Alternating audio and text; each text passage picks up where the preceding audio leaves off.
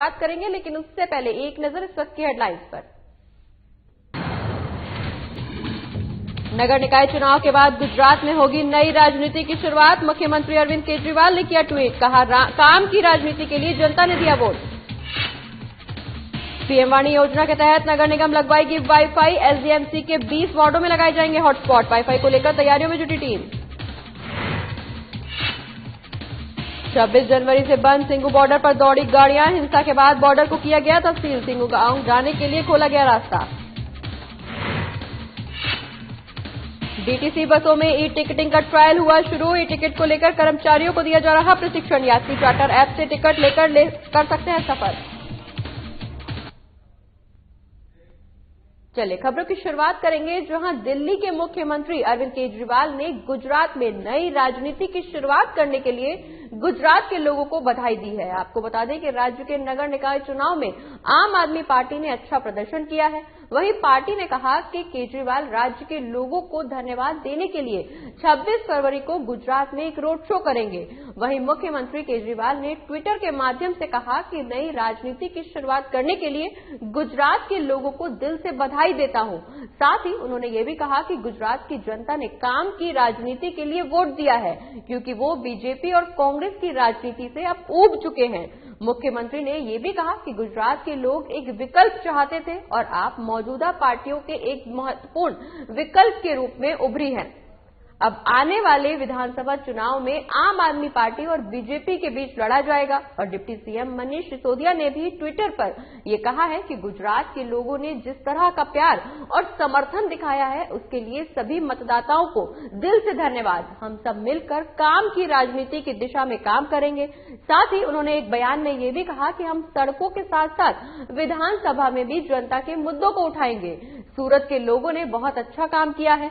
साथ ही deputy CM ने यह भी कहा कि गुजरात की जनता बीजेपी से नाराज है। उन्होंने कांग्रेस पर भी भरोसा नहीं जताया है और आम आदमी पार्टी उनकी एकमात्र उम्मीद बनकर उभरी है।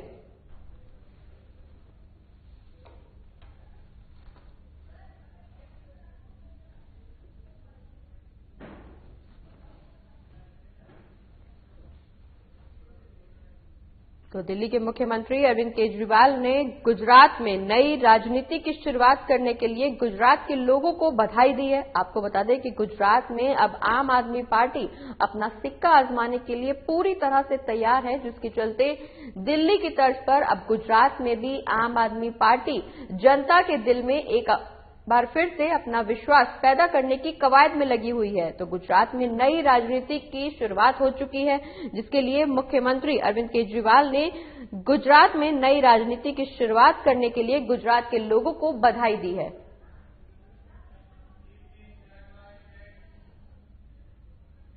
बढ़ते आगे, जहां दिल्ली दंगा के पीड़ितों को केजरीवाल सरकार ने रिकॉर्ड समय में मुआवजा दे दिया है। बता दें कि दिल्ली सरकार की ओर से 2221 दंगा पीड़ित परिवारों और संपत्तियों के हुए नुकसान की भरपाई के तौर पर 26 करोड़ रुपए का मुआवजा दिया गया है। सरकार इसे एक बड़ी उपलब्धि मान रही है और ये दावा किया जा रहा है कि पहली बार इतनी जल्दी मुआवजे का वितरण किया गया।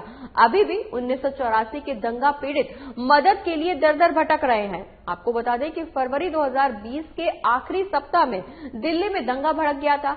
वहीं मुख्यमंत्री अरविंद केजरीवाल ने उत्तर पूर्वी दिल्ली के हिंसा प्रभावित मौजपुर और जाफराबाद सहित कई क्षेत्रों में हालात का जायजा लेने के बाद हर संभव मदद का भरोसा भी दिया था। वहीं दंगा प्रभावित इलाकों से कई परिवार अपने घरों को लोग डर के मारे अपना घर छोड़कर सुरक्षित जगहों पर चले गए थे, जबकि कुछ लोग बेघर हो गए थे। बता दें कि चंद दिनों बाद ही लोगों से वापस लौटने की अपील की गई थी।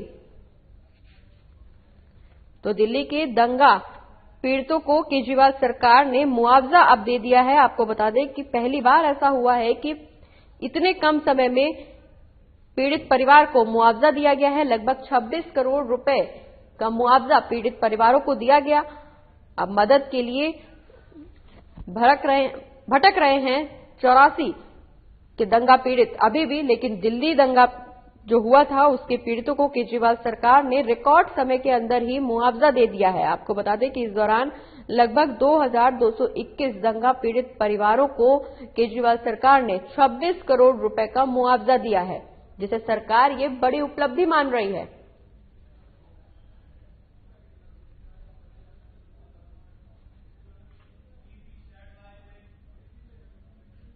और दिल्ली सरकार के तर्ज पर अब साउथ दिल्ली नगर निगम ने भी अपने वार्डों में वाईफाई की सुविधा उपलब्ध कराने को लेकर हॉटस्पॉट लगाने की घोषणा की है। आपको बता दें कि एसडीएमसी के हर वार्ड में 20 हॉटस्पॉट लगाए जाएंगे और ये सभी हॉटस्पॉट पीएम वाणी योजना के तहत नगर निगम लगवाएगी, जिससे लोगों को आसानी से वाईफाई की सुविधा मिल सकेगी। साथ ही इस सुविधा के लिए उपभोक्ताओं को एसडीएमसी को शुल्क भी देना होगा और इस बारे में एक प्रस्ताव स्थायी समिति की बैठक में पास किया गया है। बता दें कि साउथ दिल्ली नगर निगम की स्टैंडिंग कमेटी के अध्यक्ष राजदत्त गहलोत ने बताया कि पीएम वाणी योजना के चलते लगाए जाने वाले यह हॉटस्पॉट सभी वार्डों में लगेंगे।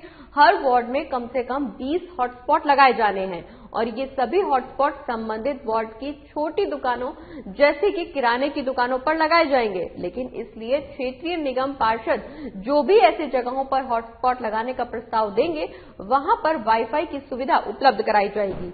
वहीं हॉटस्पॉट के संचालन की जिम्मेदारी इन जगहों पर स्थानीय दुकानदारों की होगी।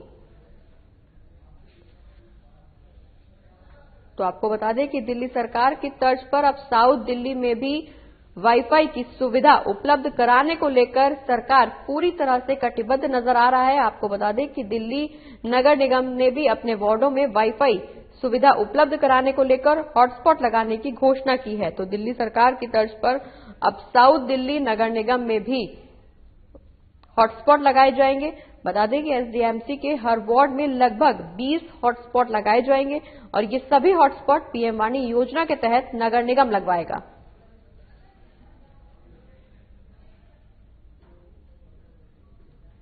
बढ़ते आगे, जहां कृषि कानून को वापस करने की मांग को लेकर 26 जनवरी को किसान ट्रैक्टर रैली निकाली गई थी, जिसमें मचे उपद्रव और हिंसा के बाद सिंगू बॉर्डर से सटे सभी रास्तों को दिल्ली पुलिस की ओर से बंद कर दिया गया था, जिसकी वजह से सिंगू गांव में आने जाने वाले लोगों को परेशानी हो रही थी। लेकिन अचानक दिल्ली पुलिस की ओर से सिंगू गांव के रास्ते को खोल दिया गया है। आपको बता दें कि सिंगू गांव में आने वाले लोगों के लिए अभी भी रास्ता फिरनी गांव की तरफ से खोला गया है, लेकिन सिंगू गांव का जो रास्ता खोला गया है वो सिर्फ गांव से NH1 की तरफ आने वाली गाड़ियों के लिए ही खोला गया है, जिससे 2 पहिया गाड़ियां कार नेशनल हाईवे 1 पर अब इस रास्ते से आ सकती हैं। आपको बता दें कि दिल्ली पुलिस की ओर से इस रास्ते को लाल किला घटना के बाद से ही बंद किया गया था, जो कि अब दिल्ली पुलिस की तरफ से खोल दिया गया है। वहीं रास्ता खुलने के बाद गांव वाले लोगों को आने जाने में अब परेशानी कम होगी। तो आपको बता दें कि कृषि कानून को लेकर देश भर में विरोध जारी है। विरोध देखने को मिल रहा है, लगातार जगह जगहों पर प्रदर्शन हो रहे हैं। वहीं कृषि कानून को वापस लेने की मांग के चलते 26 जनवरी को किसान ट्रैक्टर रैली निकाली गई थी, जिसमें हिंसा भड़की थी। आपको बता दें कि इस उपद्रव और हिंसा के बाद सिंगू बॉर्डर से सटे सभी रास्तों को दिल्ली पुलिस ने बंद कर दिया था। वहीं अब सिंगू गांव में आने जाने वाले लोगों को इस रास्ते के बंद होने की वजह से काफी परेशानियां हो रही थी, जिसके बाद अब दिल्ली पुलिस की ओर से सिंगू गांव के रास्ते को खोल दिया गया है। तो आपको बता दें कि 26 जनवरी को किसान ट्रैक्टर रैली निकाली गई थी, जिस दौरान हिंसा भड़की थी। वही हिंसा और न भड़के, जिसको देखते हुए एहतियात के रूप में दिल्ली पुलिस ने सिंगू बॉर्डर से सटे हुए सभी रास्तों को बंद कर दिया था। लेकिन अब दिल्ली पुलिस के द्वारा सिंगू गांव जाने वाले रास्तों को खोल दिया गया है, जिससे लोगों को आने जाने में कम से कम परेशानियों का सामना करना पड़ेगा।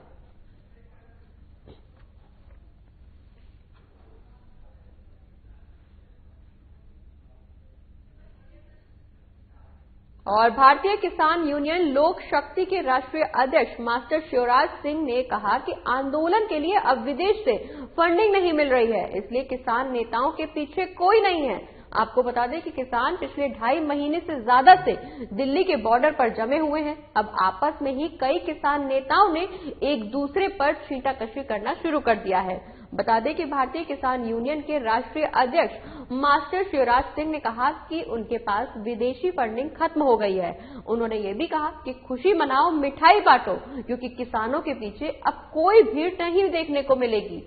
साथ ही उन्होंने ये भी बताया कि ट्रैक्टर रैली के लिए 3 लाख रुपए देने पड़े थे। वहीं शिवराज सिंह ने कहा कि राजपूतों में पृथ्वीराज भी पैदा हुए थे और जयचंद भी पैदा हुए थे। उन्होंने अपने पड़ोसी गांव के कुछ लोगों को ये कहा था। इसके बाद उधर से जवाब मिला कि मास्टर शिवराज जयचंद वाला काम कर रहे हैं और किसानों के साथ गद्दारी कर रहे हैं। वहीं ग्रेटर नोएडा के किसान ने कहा कि राकेश टिकैत के पास इतना पैसा आखिर आया कहां से। गांव से एक और किसान नेता ने कहा कि इनके पास 20 बीघे खेत थे और आज करोड़ों की संपत्ति है। आप अपनी जांच करवाएं और राकेश टिकैत की जांच करवाएं।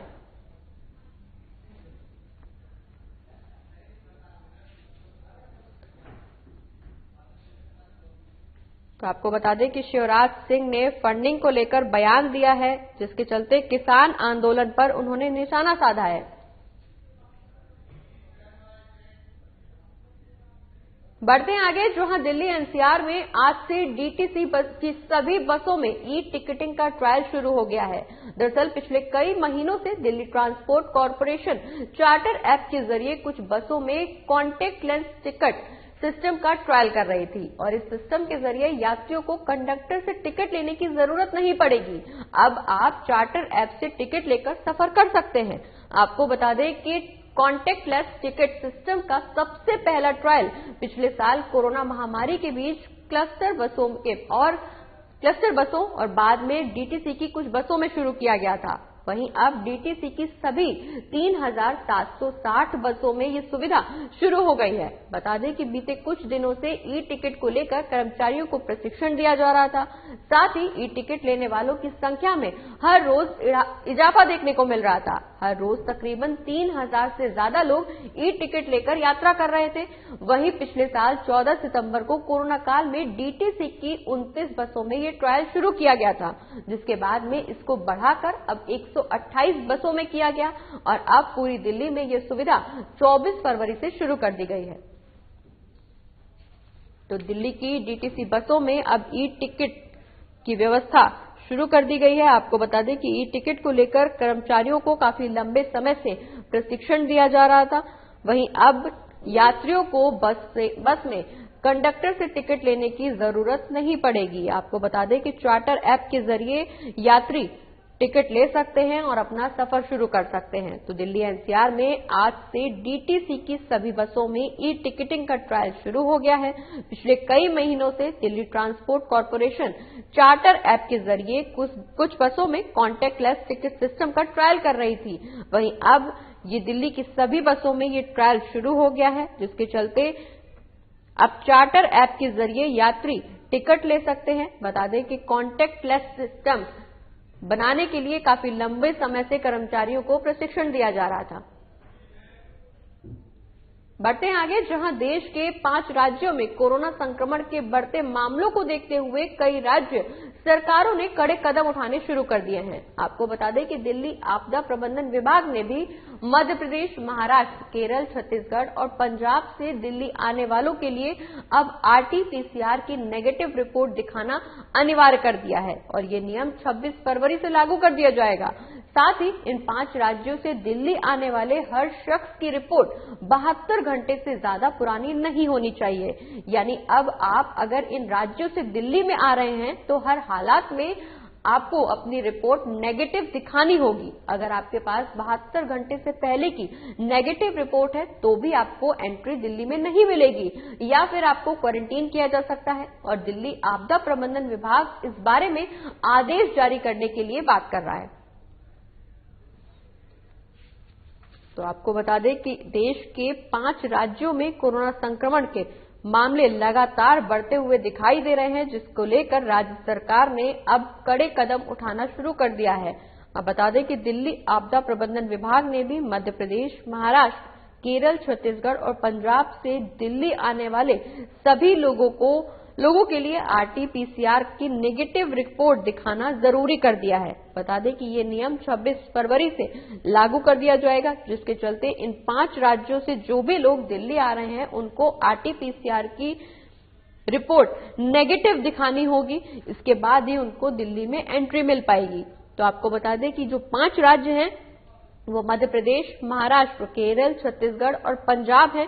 इन सभी राज्यों से, इन 5 राज्यों से जो भी व्यक्ति दिल्ली आएगा तो उसको 72 घंटे से पहले की नेगेटिव रिपोर्ट दिखानी होगी, जिसमें यह पाया जाएगा कि वो शख्स कोरोना नेगेटिव है, तभी उसको दिल्ली में एंट्री दी जाएगी।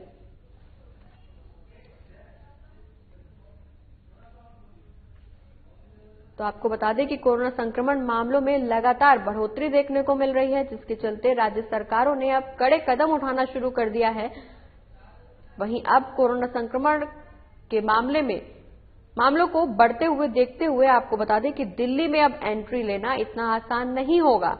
जो भी लोग मध्य प्रदेश, महाराष्ट्र, केरल, छत्तीसगढ़, पंजाब से दिल्ली आ रहे हैं, अब उन्हें आरटी-पीसीआर की नेगेटिव रिपोर्ट दिखाना जरूरी होगा। ये नियम अब 26 फरवरी से लागू कर दिया जाएगा, जिसके चलते दिल्ली आने वाले हर व्यक्ति को 72 घंटे से ज्यादा पुरानी रिपोर्ट अगर कोई दिखाएगा तो वो मान्य नहीं होगी। आपको बता दें कि दिल्ली आने के लिए आपको 72 घंटे की नेगेटिव रिपोर्ट दिखाना जरूरी होगा।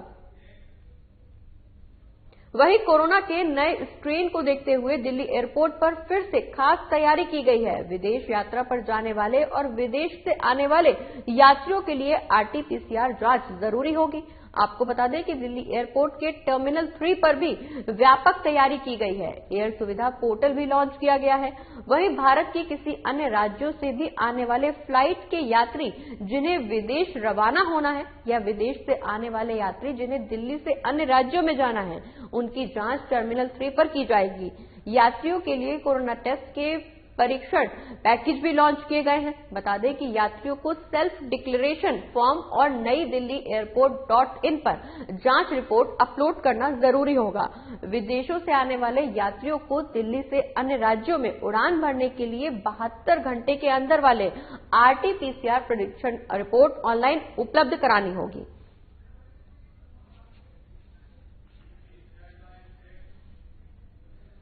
और देश का सबसे प्रदूषित शहर उत्तर प्रदेश का मुरादाबाद है, तो दिल्ली एनसीआर का सबसे प्रदूषित शहर गाजियाबाद है। यहां का AQI 320 दर्ज किया गया है और सबसे ज्यादा प्रदूषण औद्योगिक क्षेत्रों में रहा है। इन इलाकों के आसपास रहने वाले लोगों को आंखों में जलन की शिकायत भी मिली है। वहीं देश के सबसे प्रदूषित शहर में शुमार रहे मुरादाबाद का AQI 337 दर्ज किया गया है। आपको बता दें कि मेट्रोलॉजिकल डिपार्टमेंट के मुताबिक गाजियाबाद जिला एनसीआर का सबसे प्रदूषित शहर है। साथ ही मॉनिटरिंग स्टेशन के मुताबिक सबसे ज्यादा प्रदूषण लोनी में दर्ज किया गया है। यहां का AQI मानकों के 3.5 गुना ज्यादा तक दर्ज किया गया है। वहीं बढ़ते प्रदूषण को देखते हुए प्रशासन ने सड़कों पर पानी का छिड़काव शुरू कर दिया है। इसके अलावा निर्माणाधीन बिल्डिंग्स में ANGT के आदेशों का सख्ती से पालन कराने के आदेश भी जारी किए गए हैं। आपको बता दें कि ANGT के आदेशों का पालन नहीं करने वालों पर प्रशासन कार्रवाई करेगा और इस बारे में संबंधित एजेंसियों को भी आदेश जारी कर दिए गए हैं। तो आपको बता दें कि दिल्ली में एक बार फिर से प्रदूषण का ग्राफ बढ़ता हुआ नजर आ रहा है। वहीं देश का सबसे प्रदूषित शहर उत्तर प्रदेश का मुरादाबाद माना गया है, तो दिल्ली एनसीआर का सबसे प्रदूषित शहर गाजियाबाद माना गया है। वहीं गाजियाबाद के लोनी को प्रदूषण के मामले में पहला स्थान दिया गया है, जहां पे प्रदूषण सबसे ज्यादा देखने को मिला है। आपको बता दें कि देश के सबसे प्रदूषित शहर में शुमार मुरादाबाद का AQI 337 दर्ज किया गया है। वहीं मेट्रोलॉजिकल डिपार्टमेंट के अनुसार गाजियाबाद एनसीआर का सबसे प्रदूषित शहर माना जा रहा है। साथ ही मॉनिटरिंग स्टेशन के मुताबिक सबसे ज्यादा प्रदूषण लोनी में दर्ज किया गया है। लोनी का AQI मानकों से 3.5 गुना ज्यादा तक दर्ज किया गया है। तो सबसे ज्यादा प्रदूषण दिल्ली एनसीआर के गाजियाबाद में और गाजियाबाद के लोनी में देखा गया है, जिसको लेकर ANGT ने आदेश भी जारी किए हैं। आपको बता दें कि निर्माणाधीन बिल्डिंग्स में ANGT के आदेशों का सख्ती से पालन कराने के आदेश जारी कर दिए गए हैं। वहीं जो इन आदेशों का पालन नहीं करेगा, उनके ऊपर प्रशासन द्वारा कार्रवाई की जाएगी।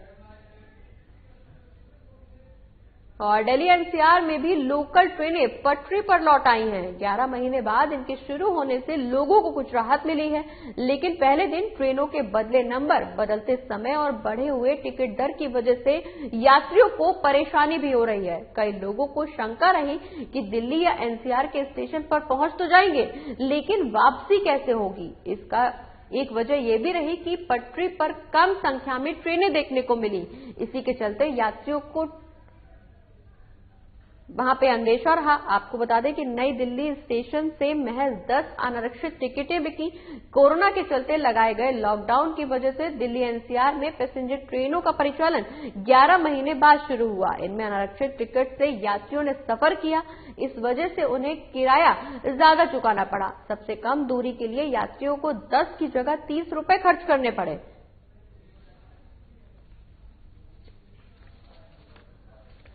तो आपको बता दें कि दिल्ली एनसीआर पर लोकल ट्रेनें पटरी पर लौट आई हैं। करीब 11 महीने के बाद एक बार फिर से ट्रेनों की आवाजाही शुरू की गई है, जिसके चलते हालांकि यात्रियों को सुविधा का सामना करना पड़ेगा, सुविधा मिलेगी यात्रियों को, लेकिन 11 महीने बाद कोरोना की वजह से ये ट्रेनें एक बार फिर से पटरी पर लौटी हैं।